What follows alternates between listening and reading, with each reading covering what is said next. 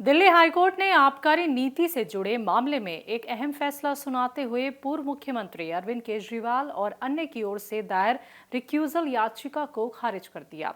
इस याचिका में जस्टिस स्वर्णकांता शर्मा को मामले की सुनवाई से अलग करने की मांग की गई थी। अदालत ने इस मांग को स्वीकार नहीं किया और साफ कर दिया है कि जज इस केस की सुनवाई जारी रखेंगी। बता दें कि ये मामला दिल्ली की नई आबकारी नीति से जुड़ा है, जिसकी जांच विभिन्न एजेंसियां कर रही हैं।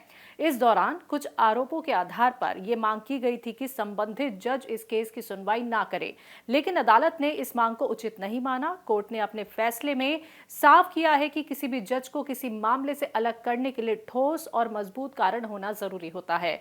केवल आशंका, संदेह या किसी पक्ष की व्यक्तिगत धारणा के आधार पर ऐसा फैसला नहीं लिया जा सकता। अदालत ने यह भी कहा कि न्यायपालिका में जज की निष्पक्षता एक सामान्य और स्वीकृत धारणा होती है, जिसे बिना ठोस सबूत के चुनौती नहीं दी जा सकती।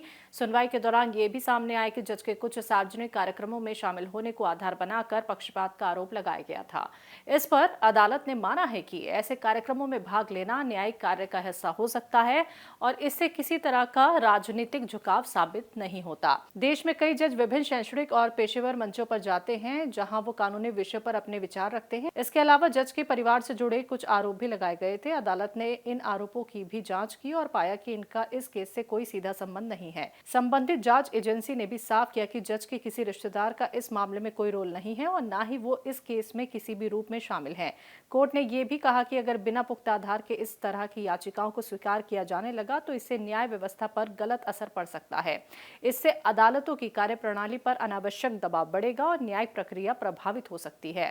तो कोर्ट ने अपने आदेश के जरिए यह संदेश दिया है कि न्यायिक प्रक्रिया में पारदर्शिता और निष्पक्षता बनाए रखने के लिए ठोस तथ्यों और प्रमाणों का होना बेहद जरूरी है।